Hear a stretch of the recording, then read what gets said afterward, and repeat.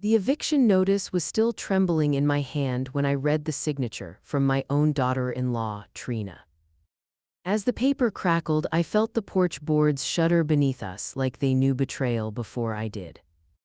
While her perfume, sharp and expensive, cut through the smell of sawdust my husband left in these steps, it stung worse than any insult. The same boards she stood on were built by the man who raised her husband, the man she now pretended never existed. That's when I realized she wasn't asking me to leave, she was erasing me. So I smiled, folded the deed with my name on it, and waited for her to learn who actually owns this ground. We're about to begin, but if you'd like, share where you're joining from. It reminds me this story doesn't echo into silence, it lands somewhere real. Drop it in the comments and don't forget to subscribe. I was rinsing biscuit flour from my hands when I heard Trina shriek like someone had set her hair on fire. The screen door banged open, rattling on its hinges, and she burst onto the porch with her phone held above her head as if it were some holy scripture. "We won 85 million, baby," she shouted, doing a little hop that shook the loose boards under her sandals. David stumbled out behind her, still wearing the old t-shirt he used to paint the shed last week. His eyes were wide, unfocused, like the world had tilted and he wasn't sure what gravity was anymore.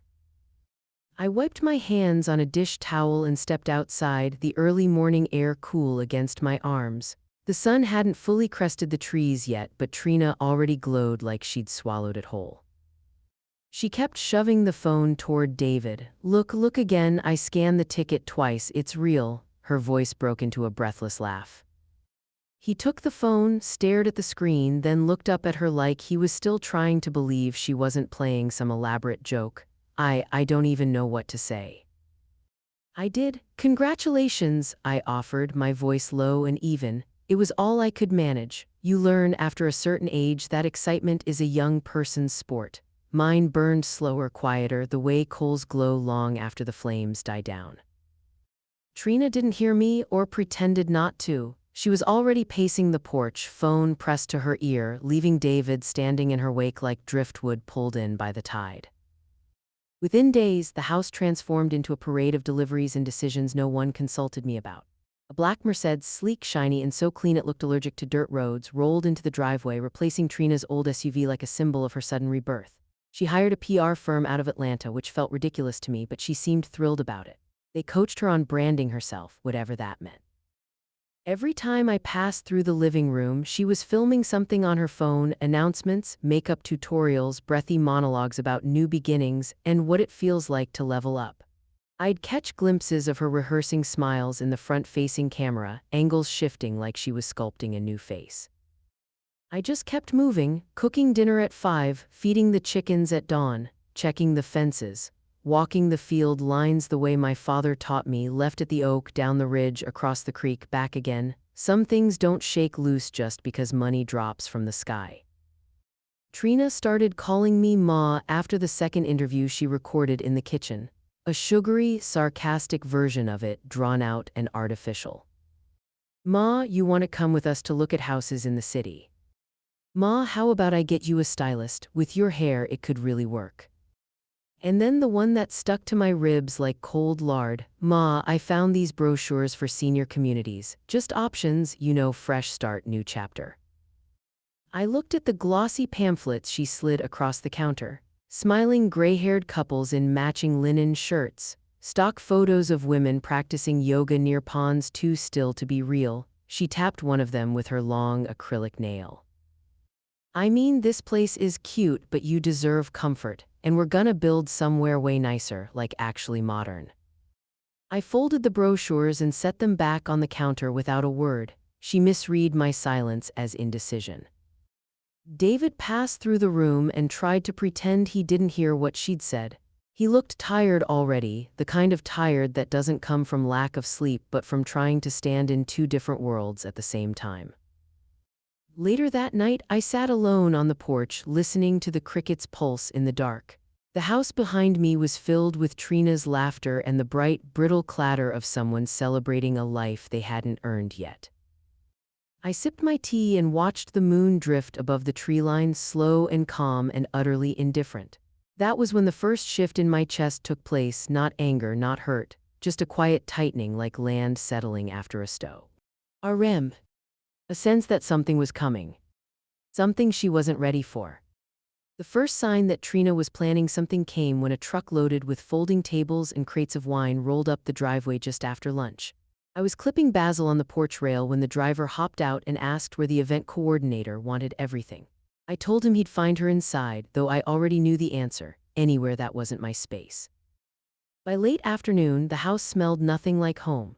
Instead of the usual mix of cornbread and laundry soap, unfamiliar aromas drifted through the open windows: roasted garlic, seared steak, something citrusy and sharp. A private chef's van sat parked under the oak tree, its spotless exterior looking almost offended by the dust coating its tires. I stayed outside, trimming herbs and minding my business. It wasn't unusual for me to keep to myself, and I think that made it easier for Trina to pretend she didn't see me. Around 6, cars began pulling in one after another, shiny ones with drivers who didn't know how to maneuver gravel without spinning dust.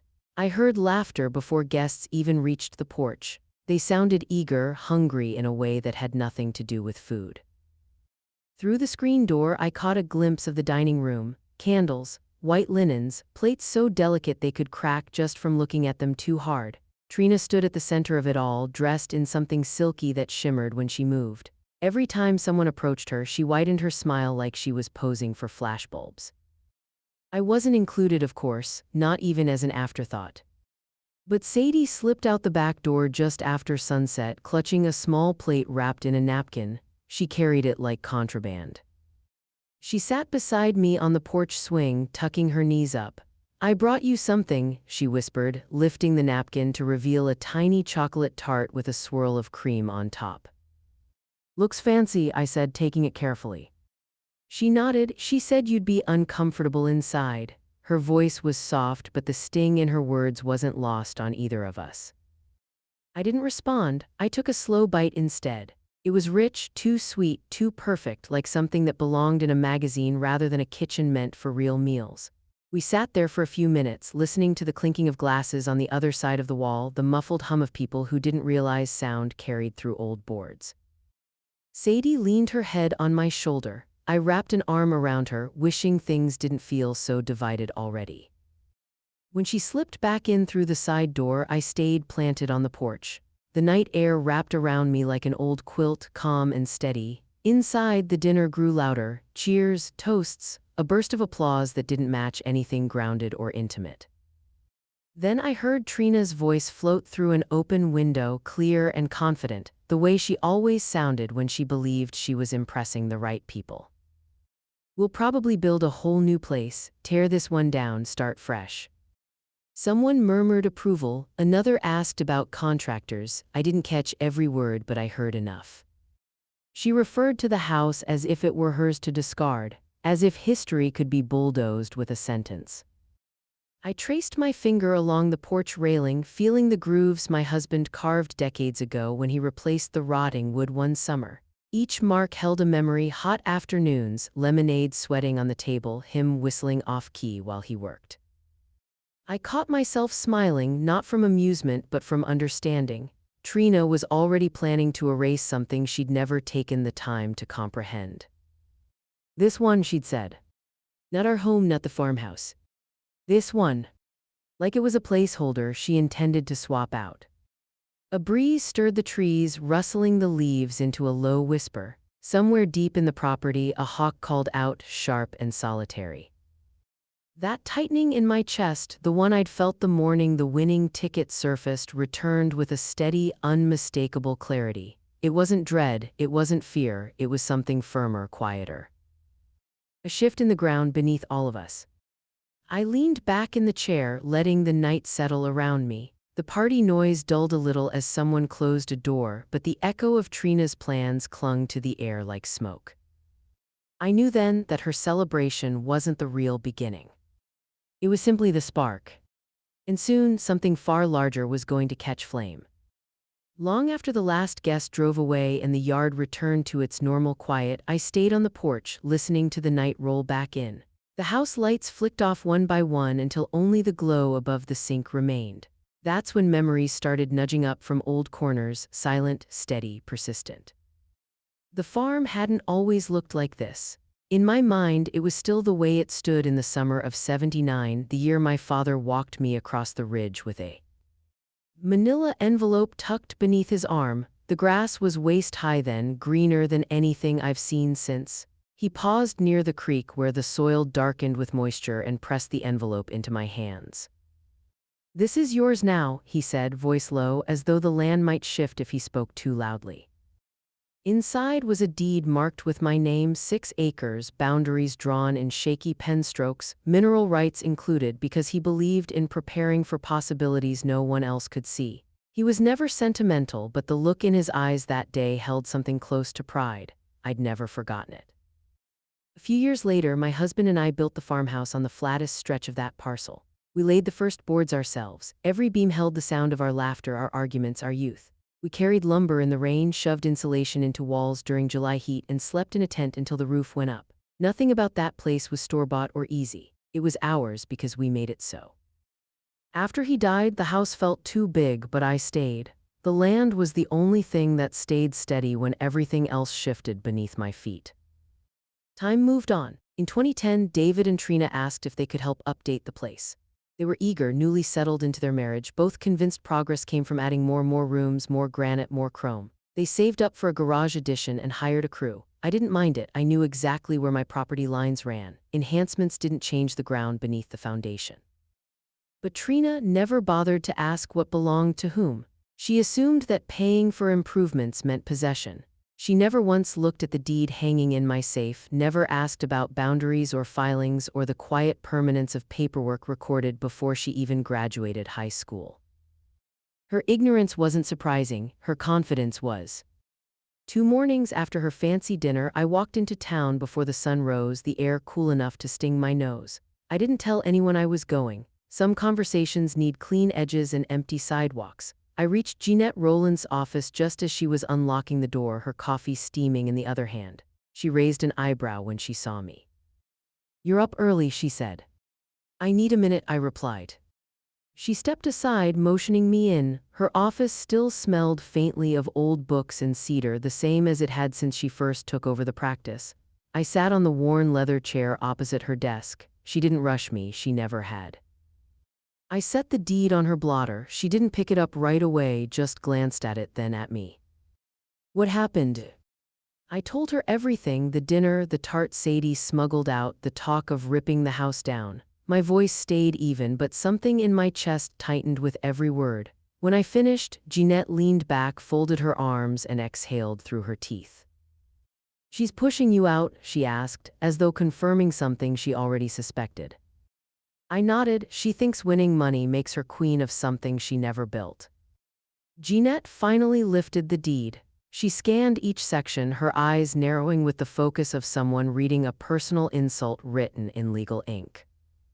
"This is clean," she said, "recorded, uncontested, and she's acting like you're just squatting on a patch of dirt she bought at a yard sale." I didn't answer. I didn't have to. Jeanette's expression sharpened. "She wants you removed from land tied to your name for over 40 years, she tapped the edge of the deed lightly. "All right then." She pushed her chair back and stood, rolling her sleeves to her elbows in that familiar way that meant she had already made up her mind. "Let's handle this," she said, then with a dry little smirk, "She wants you off your own ground, fine, let's dance." The moment she said it, something in me shifted, not relief, resolve. And when I opened the office door to leave, a new thought rose, clear and cold. Trina had no idea what kind of fight she had just stepped into. The next morning broke warm and hazy, the kind of Georgia dawn that normally settles my nerves. But halfway through my walk along the old fence line, I heard engines grinding where no engines should have been. Metal rattled, voices carried, something unfamiliar had invaded the calm. When I stepped out of the trees, 2 contractor trucks idled beside the porch. Men were unloading crates, tool belts clanking as they moved. New cabinets leaned against the siding, still wrapped in plastic. I felt the shift before anyone spoke. Trina strutted down the steps as if she were hosting a ribbon-cutting ceremony. "Perfect timing," she said, lifting her sunglasses with one finger. We're refreshing the kitchen. You'll appreciate it at least until you settle somewhere more comfortable." Her cheeriness dug sharper than anything blunt. She didn't pause long enough for me to answer, not that she cared to hear anything I might say. I walked past her and took my seat on the porch. From there, I watched the workers haul in boxes while dust rose around their boots. They moved quickly, unaware they were stepping through 40 years of memories with each trip through that door. Inside, I heard cabinets being pried loose. A drill whined. Someone called for a measuring tape. The commotion rattled the windows. David came out a few minutes later, shoulders tense, eyes restless. He looked toward the yard instead of at me. "Everything's moving faster than I expected," he murmured. "You could slow it down," I replied. He rubbed the bridge of his nose. "She thinks improvements will help if we decide to rebuild." He said we, but his tone told the truth. The plans weren't his. Before I could say anything more, Sadie rounded the corner of the house. She stopped short when she saw the trucks, her face tightening in quiet confusion. She came up the steps and dropped beside my chair. "Does this mean I have to leave too?" she whispered. I pulled her close. "You stay rooted where you belong," I told her. "Nobody can push you off what's yours." She relaxed a little, though I could feel her worry tucked under her silence. A county pickup rolled in next, its tires crunching over gravel. A man in a vest stepped out carrying a bundle of bright orange stakes and a map tube. He offered a polite nod. "Survey request, just marking boundaries." Trina walked toward him like she'd personally ordered the earth to cooperate. "Backlot first," she said, gesturing grandly. He didn't respond, just checked his map and marched toward the yard. He drove the first stake into the soil with a solid thump about 15 feet from where she assumed the line would fall. Her smile faltered. The second flag went in even closer to the porch, the orange square fluttering in the breeze. The third staked itself near the old hydrangea bush I planted the year David turned 6. Each marker redrew a truth Trina had tried to ignore. "What's going on with that line?" she asked, voice sharper now. The surveyor lifted his clipboard. "These are the recorded boundaries." I saw her inhale too quickly, shock tightening her posture, irritation rising beneath it. Tools clattered inside. A hammer struck something metal, but the rhythm of the surveyor's mallet drowned everything else out. Every stake landed like a verdict. I folded my hands in my lap, letting the moment settle. She stood still, staring at those flags as if they'd sprouted from nowhere. But they hadn't. They marked history, not inconvenience. By the time the last one was planted, the picture was unmistakable. She had been remodeling a space built on ground that wasn't hers to claim. The breeze shifted then, soft but certain, stirring the edges of those orange flags. And for the first time, I saw real worry flicker across her face. The land had started correcting her story. And the next correction would hit even harder. By the following morning, the orange survey flags still flickered across the yard like little warnings no one wanted to acknowledge. The contractors returned, but their confidence had thinned. They shuffled tools more quietly, glancing toward the stakes as if they sensed they were inches away from doing something they shouldn't. I brewed coffee and waited on the porch, the envelope resting on my lap. Jeanette had drafted it the night before, precise, unmistakable, and firm enough to halt anyone who thought enthusiasm could override law. When Trina finally stepped outside, she carried a roll of design sketches beneath her arm. Her stride was determined, almost theatrical, like she needed the crew to see how unaffected she was by yesterday's revelation. I stood and held out the envelope. "This is for you." She blinked, confused by my tone, then tore it open. Her eyes skimmed the first paragraph and her mouth curled into a disbelieving smile. "A cease and desist," she said, laughing lightly. "For what? You live in this house, you're eating at my table, I paid for the roof that's above your head." Her certainty was so complete she didn't realize how fragile it sounded. Before I answered, a familiar car rolled up the driveway. Jeanette stepped out, briefcase in hand, her posture steady as bedrock. She walked toward us with a controlled calm that always made people straighten their backs without knowing why.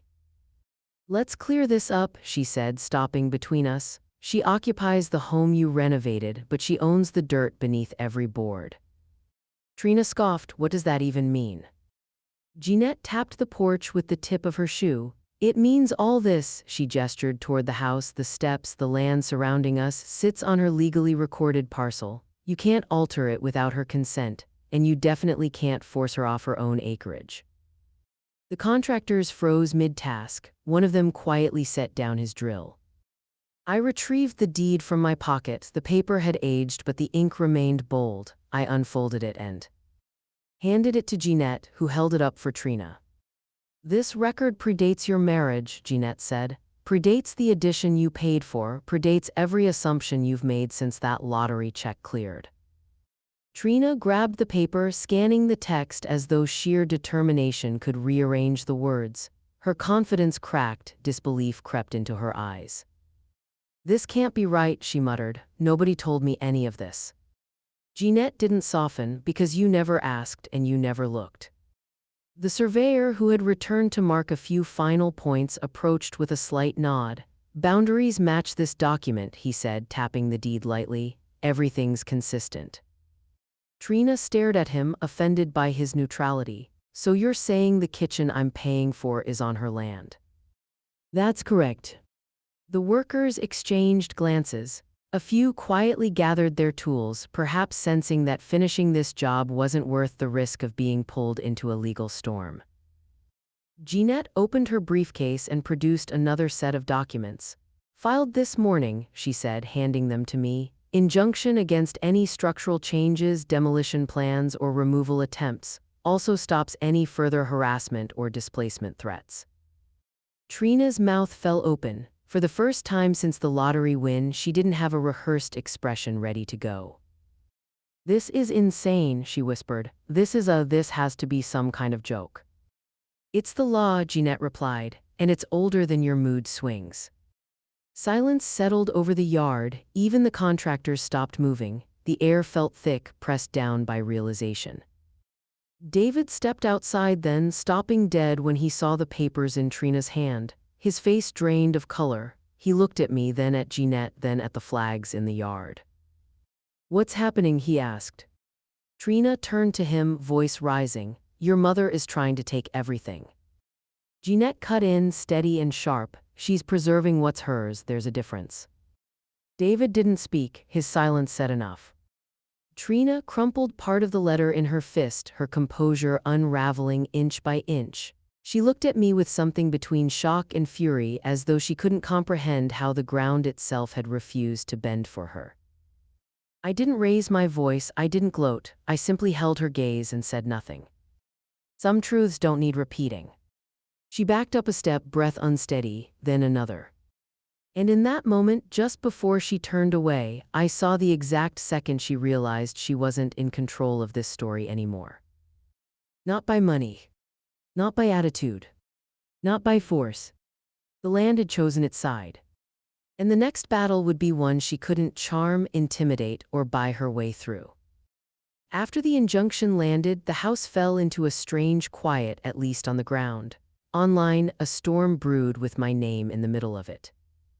Trina posted a video before sunrise the next day, pacing the kitchen I'd kept for decades, her voice pitched high with outrage. She painted herself as the victim, claimed she was being sabotaged, insisted I was jealous, said I was digging up old paperwork to punish her for success. She didn't mention boundary lines or deeds or the law. The comments poured in instantly, strangers offering sympathy, influencer friends telling her she was too kind and too generous. A few locals chimed in too, but their tone wasn't as warm. Folks in small towns have long memories, and most had known me longer than she'd been alive. I didn't watch the video. Sadie told me about it later, sitting at the kitchen table with her pencil hovering above her homework. She kept glancing at me as if expecting me to break into pieces. Instead, I stepped outside, tied on my gardening apron, and plunged my hands into the soil. I trimmed roses, collected eggs, fed the chickens. Ordinary tasks, steady as breathing. The world could whirl itself into chaos, but the land remained simple: water, sunlight, patience. Silence unsettles some people, it steadies me. By noon, David found me near the small greenhouse, crouched beside a row of young lettuce. He stood a few feet away, almost hesitant to step closer. She's upset, he said finally. I know. She feels cornered. I brushed dirt from my palms. Truth has a way of doing that. He shifted, folding and unfolding his arms. What if we bought your acre just to make things easier? His voice carried no malice, only desperation, the kind that comes from years of trying to hold peace between two forces he doesn't understand. I straightened and looked at him fully. This isn't a negotiation. We'd give you a good price, a fair one. Not for sale, not for threat, not for forgetting. My words came out steady, rooted. Some things don't have a price tag. He lowered his gaze and nodded slowly. I figured you'd say that. He tried for a half smile but couldn't hold it. She's posting again. I wiped my hands on my jeans. Let her. He walked off without pushing further. I didn't watch him go.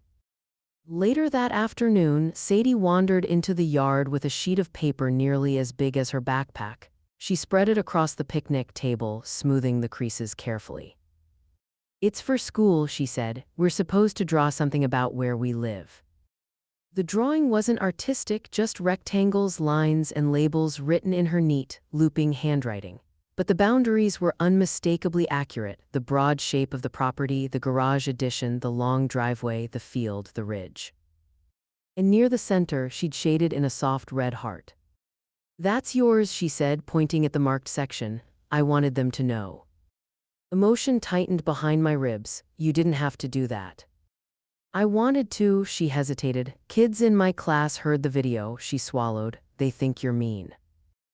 I rested a hand on her shoulder. People who don't know a story repeat the loudest voice they hear. She leaned into me, and we stayed that way until the breeze picked up and fluttered the edges of her drawing. By early evening, Jeanette pulled into the driveway. She stepped out with her briefcase again, though today her stride held more deliberation.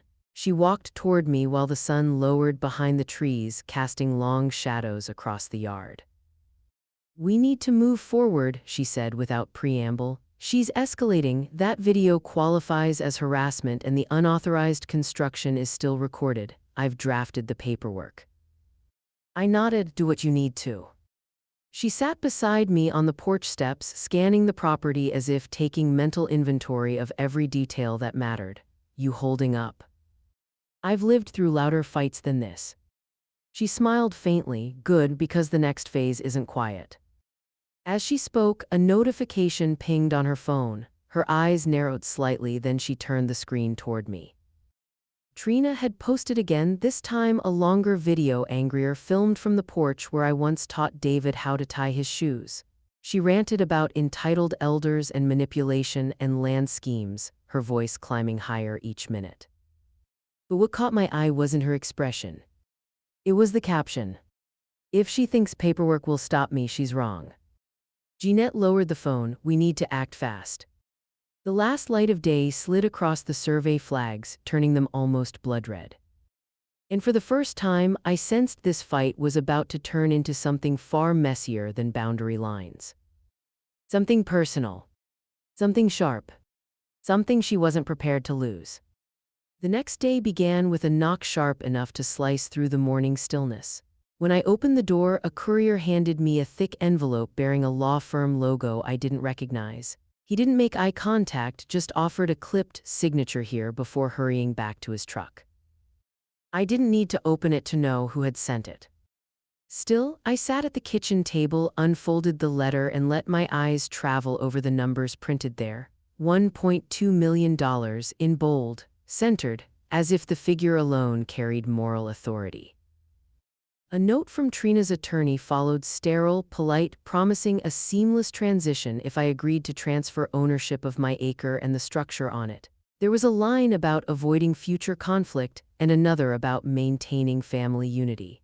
I almost laughed at that one. Jeanette arrived before lunch, stepping onto the porch with a stack of folders tucked under her arm. I handed her the letter without speaking. She scanned it quickly, one eyebrow lifting. Well, she said, that's a generous offer on paper.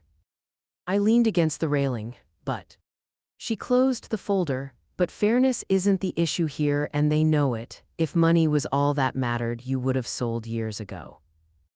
I exhaled slowly. This land raised a boy who grew into a man. It held my husband's last breath. It kept me standing when the world didn't. You can't measure that in dollars, Jeanette."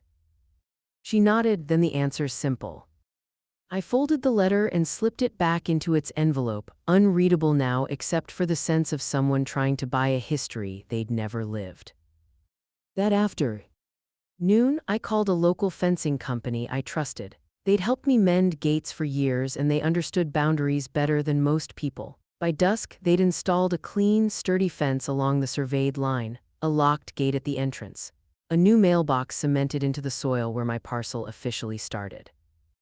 Nothing flashy, just truth made visible. I watched the crew finish the final post while the sky deepened to a soft violet. The air smelled of fresh-cut wood and warm dirt. It felt right, quiet, firm, final. Trina noticed the changes the moment she stepped outside. She stopped mid-stride, her jaw tightening as she walked toward the closed gate and rattled the latch as though disbelief alone could open it. "You've got to be kidding," she said, loud enough for anyone within 100 yards to hear. "I can't even walk to my own kitchen now." I didn't answer. I didn't need to.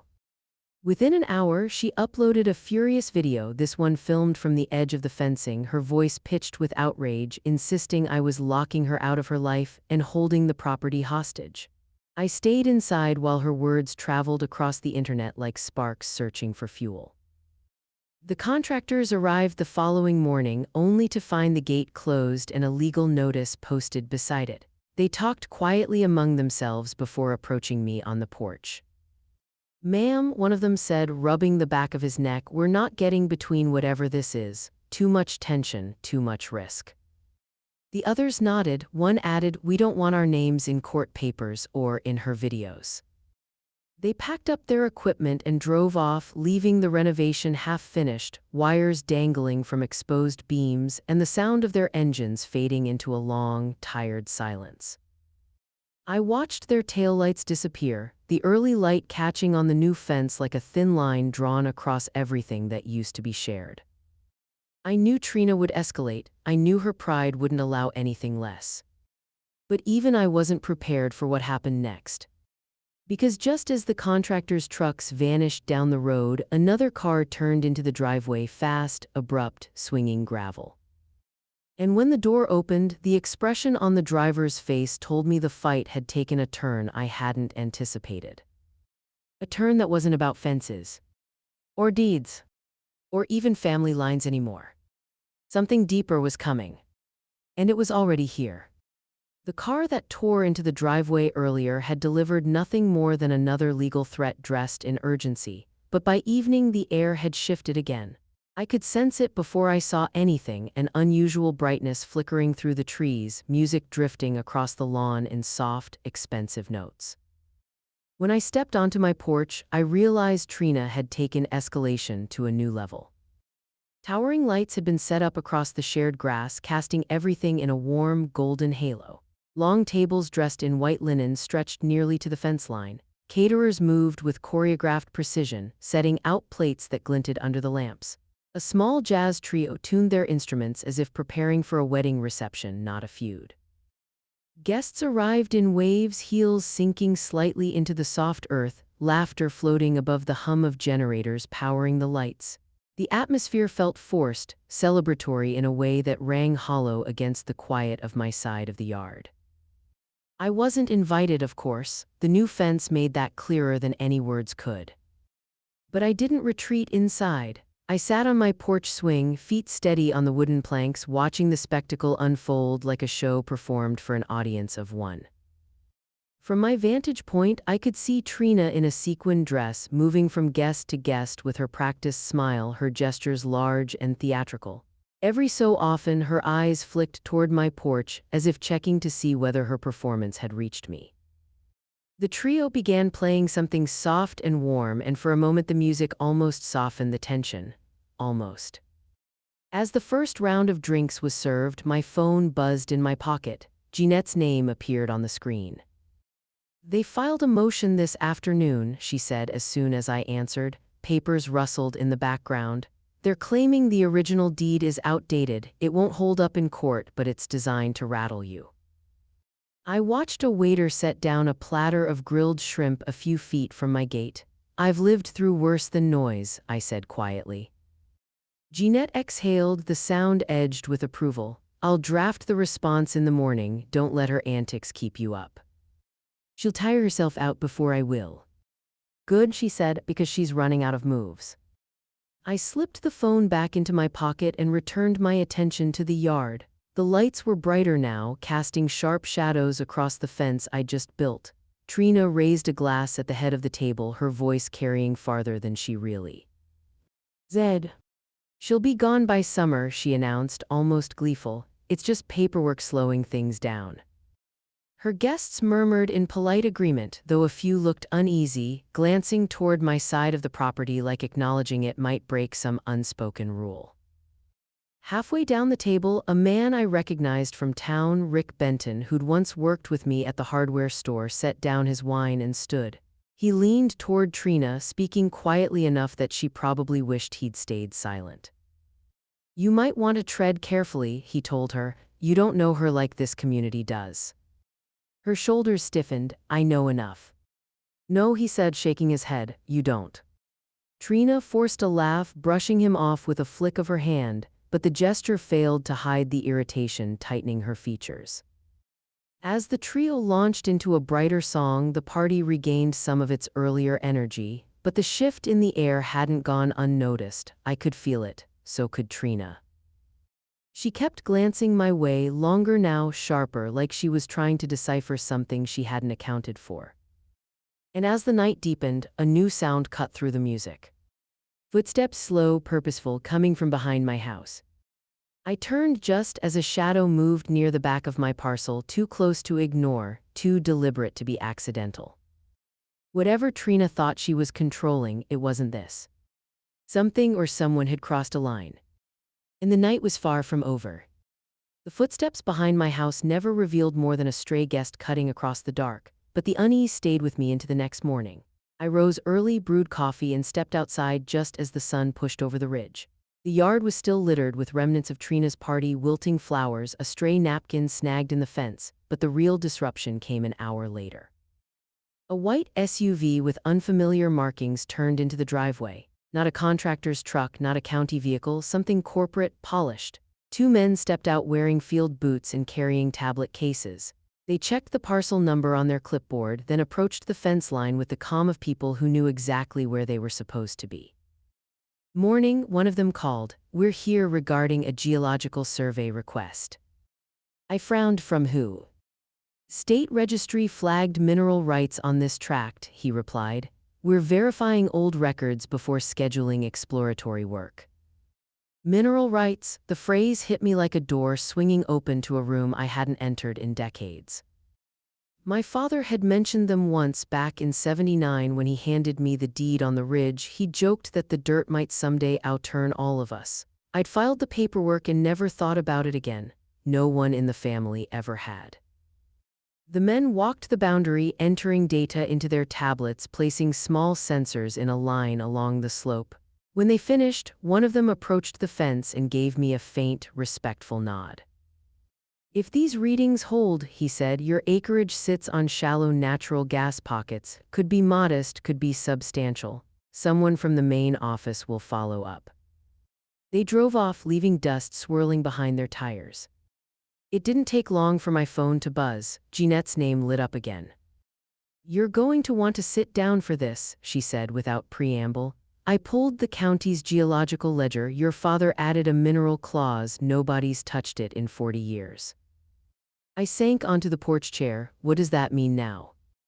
"It means," she replied, "if testing confirms anything remotely viable, you're looking at 6 figures annually, maybe more, all without selling an inch." A low whistle slipped out before I could stop it.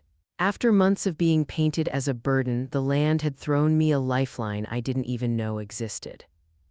Jeanette paused before continuing. "Trina filed a motion this morning to block the record's request. She's arguing the exploration disrupts her property use." I let out a dry laugh. "It's not her ground." "Exactly why the clerk denied it," Jeanette said. "The paperwork doesn't mention her name once." By noon, word had started drifting through town the way things always do in a place where everyone's aunt has worked in the courthouse at some point. Folks at the diner, the post office, the hardware store, all whispering, all curious. Turns out the Harper widow's sitting on more than memories, someone said loud enough for me to hear when I walked through the market. I didn't correct them, I didn't need to. By late afternoon, the rumors had swelled into something Trina could no longer ignore. She burst out of the house, phone in hand, looking like she'd swallowed wildfire. "David," she shouted across the yard, "we need to fix this." He stepped outside slowly, shoulders sagging, exhaustion written in every line of his face. "Fix what?" "The gas thing, the mineral whatever, they're saying she owns it," Trina's voice cracked. "Do something." David looked at me, then at the fence, then back at her, and for the first time in years he didn't fold to her panic. "It's not mine to fix." The silence that followed hit harder than any slammed door. Trina stared at him as though he'd spoken in another language. Her grip tightened on her phone, her breath came fast and thin. And in that single moment, right before she spun around and stormed back into the house, I realized she wasn't afraid of losing the land. She was afraid of losing control. The land, however, was just beginning to speak. And what it had to say next would shake far more than boundary lines. Sadie arrived at my door just after sunset, a backpack slung over one shoulder and her hair pulled into a messy knot like she'd gotten dressed in a hurry. Her eyes were red, not from crying but from holding too much in. "Can I stay here tonight?" she asked, voice low. I didn't hesitate. I stepped aside, let her in, and watched her exhale for the first time that day. The guest room sat at the end of the hallway, a small space with soft light and quiet corners. I'd kept it ready for years without fully knowing why. Maybe some part of me had been waiting for a moment like this. I pulled fresh sheets from the linen closet, smoothed them over the mattress, and tucked the ends the way my mother once taught me. On the dresser, I laid out one of the quilts I'd stitched during a long winter after my husband passed, deep blues, faded greens, patches from old shirts, familiar warmth. While I worked, Sadie hovered in the doorway, twisting the strap of her backpack between her fingers. "She called you names," she said finally. "A lot of them, but you were always the safe one." The honesty in her voice sliced deeper than any insult Trina had thrown these past weeks. I opened the quilt and spread it across the bed. "You don't owe me an explanation," I said, "just a place to breathe." She nodded, climbing onto the bed like she'd been carrying weight too heavy for her age. When I stepped back into the hall to fetch a plate of biscuits cooling in the kitchen, my phone buzzed. A stream of texts lit the screen, Trina's number over and over. "Where is she? You think you can hide her? This is kidnapping. Send her back now." Before I could decide whether to respond, Sadie walked into the kitchen holding her phone. "She already messaged me," Sadie said, showing the screen. "I told her I walked, that's all." Her voice was steady but her hands trembled slightly. I set the biscuits on the table and pulled out a chair for her. She sat. I poured 2 glasses of sweet tea. A soft knock sounded on the front door. Jeanette. She stepped inside with her usual calm, though worry flickered briefly across her eyes when she saw Sadie at the table. "I figured she might try something," she said. "Best to document everything before it spirals." Sadie straightened. "What do you need me to do?" Jeanette pulled out a notepad. "Just write down when you got here, why you came, and that nobody forced you." Sadie began writing, slow at first, then with more confidence. Watching her, this young girl navigating storms grown adults had stirred up, I felt something heavy settle in my chest, pride and sorrow layered together. When she finished, Jeanette glanced over the page, nodded, and slipped it into a folder. "This will help if Trina files anything wild." "She already is," I muttered. Jeanette gave me a knowing look. "Then let her, she keeps digging herself deeper." We heard the crunch of gravel outside before we saw headlights sweep across the side yard. David's truck. He didn't knock. He just stood on the porch, hands shoved deep into his pockets, shoulders slumped like he'd been carrying a day too long. I opened the door. "She's staying here?" he asked, voice thin. "She is." He nodded once, slowly. "Let her, it's quieter this way, she needs a break from all of it." His eyes drifted toward the yard, toward the fence, toward the house where lights flickered in erratic patterns. We all do. I studied him for a moment. You always were good at quiet. A faint, tired smile crossed his face, there and gone in a heartbeat. Take care of her, please. I always do. He walked back to his truck without waiting for a reply, his silhouette swallowed by the dim light of the driveway. As I turned to go back inside, my phone buzzed again, but this time it was Trina. It was a number I didn't recognize. A voicemail. Short, urgent. And when I pressed play, the voice on the other end made the hair on my arms rise. Something had shifted again. Not in the yard. Not in the house. Somewhere bigger. And it was headed straight for us. The voicemail still lingered in my mind the next morning, an energy rep confirming they were advancing the evaluation on my parcel, but the noise online reached me before he called back. Sadie sat at the kitchen counter with her tablet angled toward her, scrolling with the kind of intensity only teenagers can manage. Sheepo. Stead again, Sadie said quietly, it's everywhere. I joined her, leaning over just far enough to hear without seeing the screen. Trina's voice filled the room, accusing, frantic, all sharp edges and theatrics. She framed herself as a martyr, a misunderstood wife, a woman saddled with an unreasonable elder. Her words ran fast, desperate to outrun the truth. But the comments beneath the video told a different story. People from town, folks who'd known me through PTA meetings, church bazaars, shifts at the hardware store, began pushing back. Their words rolled in like a slow tide, steady, honest, grounded. She helped me get into college when my parents couldn't, one former student wrote. She covered my mom's insulin for a year, another added. She was the first person to bring us groceries after the flood. More responses followed, each one chipping away at the persona Trina had tried to build. The algorithm wasn't kind to her that day. Her outrage didn't go viral. The truth did. Sadie set her tablet down and took a breath. People know who you are, she whispered. Before I could answer, she stood and walked outside with a quiet determination. I didn't follow. Some choices a young person needs to make on her own. I went back to tidying the guest room, smoothing the quilt I'd placed the night before. When she returned, almost an hour later, she looked nervous but hopeful. I made something, she said, handing me her phone. I won't post it unless you say yes. On the screen, she'd filmed nothing dramatic, just me kneeling in the garden earlier that morning, placing tomato seedlings into warm earth. My hands steady, the soil rich, the world quiet around me. At the end of the clip, she'd added a simple line. This is home. No music, no filters, no speeches. I didn't watch the whole thing at first. I only saw the preview, but the weight of it pulled the breath from my chest. I set the phone down gently and reached for the table to steady myself. Sadie's voice softened. I wanted them to see the real you. I swallowed hard, but the tears came anyway, soft, quiet, unannounced, the kind that come from recognition rather than sadness. She moved closer and rested her head against my arm. I didn't speak. Words felt too small. The phone rang then, Jeanette this time. Her tone carried a mixture of victory and caution. The company sent over the preliminary results, she said. I've looked through them twice. You're not sitting on possibility anymore. You're sitting on confirmed extraction value. I sat down. What does that mean? It means, she replied, you've been offered a lease $180,000 annually minimum with potential bonuses, and that's just the first stage. If deeper deposits exist, the number climbs. I closed my eyes for a moment. The land my father passed down, the same soil Trina tried to bulldoze, still had more to give. Take your time before deciding, Jeanette added. This isn't an offer you rush. I thanked her and hung up. Sadie looked at me, waiting. Good news. I nodded slowly, the kind that changes things.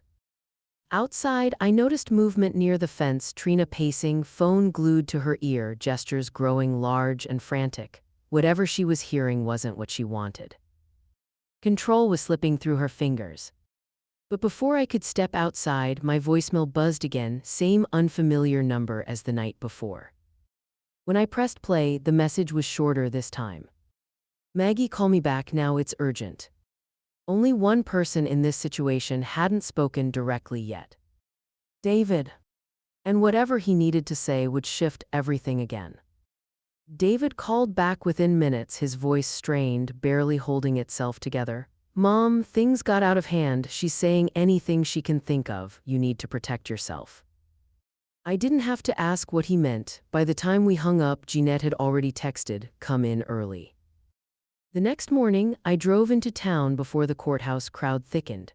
Dew clung to the grass along Main Street, and the air carried that crisp bite of early spring, sharp enough to wake a person fully. Jeanette was waiting inside her office with a stack of documents so precise they looked like they could cut glass. "We're filing today," she said, sliding the top sheet toward me. "This isn't about retaliation, it's about clarity." I read the first few lines. The language was clinical, unemotional, yet devastating in its precision. Petition to reassign full structural ownership due to immovable attachment to deeded land. Jeanette tapped the margin. "This house can't exist without the ground beneath it, and since the ground is yours, every board, wall, and improvement defaults to you unless proven otherwise."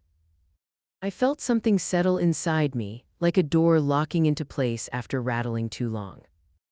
She continued, flipping to another page. "Now here's the hinge, the additions your daughter-in-law paid for, no permits, no inspections, not even a zoning check. That makes them unauthorized improvements. They legally revert to the landholder, meaning you." The words hit with quiet force. Trina had assumed money excused procedure. She'd assumed confidence outweighed paperwork. Jeanette tucked the stack back into a folder. "Let's get this filed." The courthouse clerk recognized my name, gave a small nod, and stamped each page with a thud that echoed through the marble hall. It felt final, necessary. News traveled faster than we expected. By noon, Trina stormed into the parking lot outside Jeanette's office, face flushed, voice sharp enough to cut. David trailed behind her, shoulders stooped as though bracing for impact. "You think you can take my house?" she shouted, coming within a few feet of me. "I invested in it. I built half of what's standing." Jeanette stepped forward calmly. "You modified property you never owned, without permission and without permits." Trina turned to David, eyes wild. "Say something, tell them it's ours." He opened his mouth, closed it, then drew in a long breath. "I'm not testifying against my mom." Her expression cracked, part disbelief, part betrayal. "You're choosing her." "No," he said quietly, "I'm choosing the truth." For a moment, everything around us went still. A week later, we stood in a small courtroom that smelled faintly of old books and polished wood. The judge, a woman known for her blunt efficiency, flipped through the stack of filings without looking up. "Landowner holds title," she said. "Structure is affixed to that land. Improvements made without authorization are absorbed by the deed." Trina's attorney tried to object, but the judge raised a hand. "There's nothing ambiguous here until the final hearing, property rights rev. To Ms. Harper." The gavel struck once, crisp and final. Outside, the wind picked up, carrying the early scent of rain. Movers arrived not long after, stern, professional, unaware of the storm they were walking into. They approached the house with clipboards, ready to begin.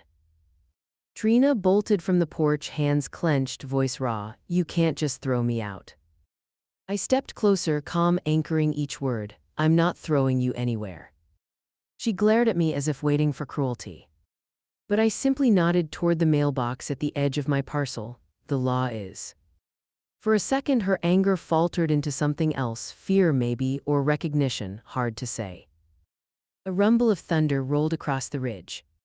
Then her phone buzzed loudly in her hand. She glanced at the screen, eyes widening with a shock I couldn't read from where I stood. She looked up at me, pale. "You need to see this." Whatever she just learned wasn't part of her plan. And it wasn't part of mine either. The message Trina showed me that day turned out to be from a rental agency, confirmation of a short-term lease she and David had secured on the outskirts of town. Her face had gone pale not because of the move, but because of what it signaled. She was being pushed out by a force she couldn't intimidate, charm, or outspend. Within 48 hours, they were gone. I watched from my porch as they loaded the last boxes into a dented SUV. David lifted only what he had to, eyes down, movements heavy. Trina barked orders at the movers, but her voice lacked its old sharpness, like the edges had been dulled by too many blows she hadn't seen coming. They didn't look at me, not once. The house stood still after they left, its windows blank, its rooms carrying the stale hum of a storm that had finally passed. I expected relief, but what I felt was quieter, something like release, tempered by the weight of everything that had happened. Sadie helped me air the place out. We cracked open windows, swept floors, gathered scattered remnants of their life, half-burned candles, forgotten chargers, a sweater draped over a chair. She never asked when they might return. I didn't offer guesses. A week later, the courthouse summoned us back for the final ruling. The courtroom felt colder this time, the fluorescent lights harsher. Trina sat with her attorney several rows ahead of us, hands clasped tight, foot tapping with barely contained agitation. David sat beside her, gaze fixed on a spot on the floor. The judge entered briskly, flipping through her notes before she even reached the bench.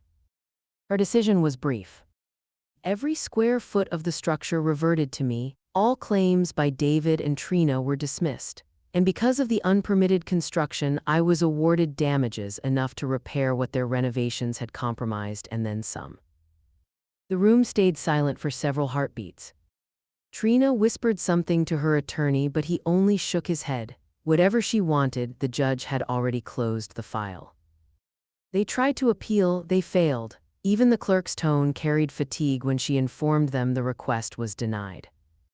By then, public sentiment had swung fully. People who usually kept opinions tucked behind polite nods spoke openly in grocery aisles and at gas pumps. She never deserved that treatment, someone murmured at the post office. Glad she stood her ground, another added at the farmer's market.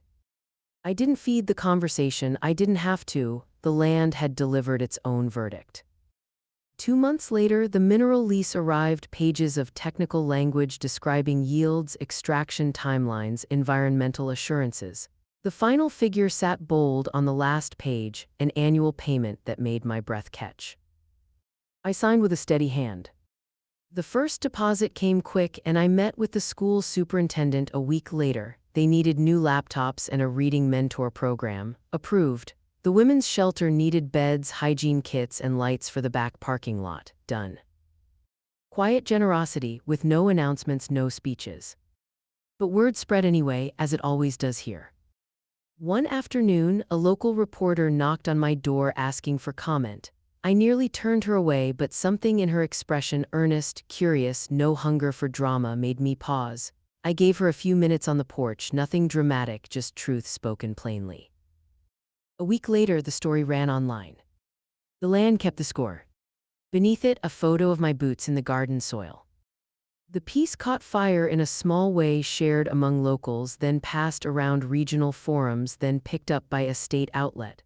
Suddenly, people I'd never met were repeating a story that had nearly crushed me, now spun as resilience. But I didn't feel triumphant.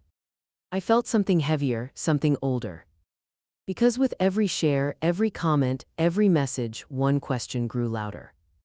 If the land had always been on my side, what was it preparing me for next? And why did the quiet around the house feel like th? He paused before another shift in the ground. The article stirred a buzz I hadn't asked for, and Trina reacted exactly how I expected, loudly, theatrically, and without a hint of self-reflection. Within days, she flooded her feeds with long posts about toxic relatives and elderly manipulation, twisting the story until even the punctuation felt accusatory. But the audience she'd once courted had grown tired. Comments were sparse, lukewarm at best. Some openly questioned her version of events. Others reminded her that legal rulings weren't popularity contests. The silence beneath her posts, where applause used to live, was its own kind of verdict. I didn't read all her updates, I didn't need to. The land kept me busy. With the lease money secured, I expanded the garden across the back slope, carving out terraces where tomatoes, squash, and herbs could thrive. I hired 2 teens from town, kids who needed summer income but rarely found steady work. They showed up early, dragged hoses, weeded rows, and laughed easily. I paid them well, more than they expected, and sent them home each afternoon with whatever vegetables were ripe. Growing things again, on purpose, with help, brought a softness to my days that I hadn't realized I'd been missing. Sadie flourished too. She spent afternoons sketching the fields or helping the teens haul mulch. One Thursday evening, she bounded up the porch steps waving a certificate from school. "I won," she said, breathless. She handed me the paper. It was an award for an essay contest, Legacy and Place. Near the bottom, in her neat handwriting, was a single line the judges had highlighted. "My grandmother is my anchor, and the land is her voice." My hands trembled. Sadie didn't say anything else. She just wrapped her arms around me, and for a moment the world felt steady in a way it hadn't in months. But peace never stayed uncomplicated for long. A week later, David arrived unannounced. His truck rolled up the drive slowly as if he weren't sure he should finish the approach. He stepped out with his shoulders rounded, his face weary, eyes ringed with nights that hadn't offered him rest. "I won't stay long," he murmured. I nodded and let him stand there with whatever words he'd come to deliver. He looked out over the garden at the neat rows and fresh soil, at the fence line now softened by vines. His expression shifted: envy, regret, something deeper. "Thank you," he said finally, "for taking her in and for everything else." The apology he didn't speak sat heavy in the air. I didn't reach for it, not yet. "You're welcome," I told him quietly. He hesitated, as if wanting to bridge a distance he had helped create, but eventually turned back to his truck. I watched him go without calling him to stay. Love didn't always mean pulling someone in. Sometimes it meant letting them walk away when they weren't ready to return. That night, a knock came just as the porch lights flickered on. Jeanette stood there with a thin envelope tucked under her arm, her expression softer than usual. "Thought I'd bring this by myself," she said, stepping inside. We sat at the table while she slid the papers toward me. "These are the final settlement documents. County records updated, state filings complete, no pending claims, no loose ends." She tapped the corner of the packet. "It's all yours now, on every map that matters." The words settled into me like warm stone, solid, steady, earned. I walked her out to the porch, the envelope tucked against my ribs. The night air was calm, carrying the scent of soil still cooling from the day's heat. Fireflies drifted over the grass like wandering sparks. After her car disappeared down the road, I lingered on the steps, listening to the quiet. Peace surrounded the house like a soft blanket, gentle, reassuring. But beneath that calm was something else. A hum. A shift. A sense that the land, even after all it had revealed, wasn't finished speaking. And whatever it whispered next was already moving toward me in the dark. The next morning broke with a soft gray sky, the kind that makes the world feel hushed but expectant. I stepped outside before the sun lifted, letting the air settle against my skin. The quiet wasn't heavy anymore, it felt earned. I walked the property line the way I had 1,000 times in my life. The bright survey flags were gone now, pulled up after the rulings, folded away in a drawer, but their absence didn't erase the lines they'd drawn. I still saw every inch of it clearly, as if memory itself had rooted the boundaries into the earth. The ridge came first, its slope gentle and familiar. My father had stood there the day he handed me the deed, his boots planted firm, his voice steady. I paused at the spot, letting the wind skim through the grass the way it had all those years ago. Some people inherit heirlooms that fit in a jewelry box. I inherited 6 acres and a promise I didn't know I'd spend my whole life keeping. A little farther down, a small clearing opened, shaped by time and our own footprints. My husband had proposed there under a dogwood tree that still blooms every spring. I could almost hear his laugh, warm and full, see the way he shook his head when I pretended to hesitate before saying yes. The ground felt different there, lighter, as if joy had seeped deep into the roots. I continued toward the back stretch where the soil darkened and the world softened. That was where Sadie learned to ride a bike, wobbly at first, then straight and sure. I remembered her squeals, the way she'd yelled, "Don't let go," even as she pedaled ahead on her own. That patch of earth held her courage the way it once held my son's first steps and my husband's final footprints. Then I reached the spot where Trina had once tried to pour concrete, an attempt to claim permanence by covering what wasn't hers. The slab she left behind had cracked in the summer heat, splitting like a poorly kept secret. Yesterday, I broke it apart piece by piece and shoveled new soil over the scarred ground. Today, I scattered wildflower seeds across it: echinacea, black-eyed Susans, bee balm. I pressed them gently into the fresh earth, whispering a soft thank you to the land that had outlasted every challenge. By evening, the first shoots would already be stretching toward the light. Some things know how to grow as soon as they're given space. As I made my way back toward the house, a familiar car turned into the driveway. Jeanette stepped out carrying a bottle of wine and two mismatched glasses.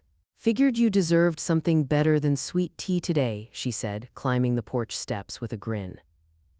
We sat together, sipping slowly. She took in the yard, the mended fences, the steady hum of peace settling back into place. "From city lawyers to TikTok justice," she said, shaking her head, "you've become an icon, Maggie Harper."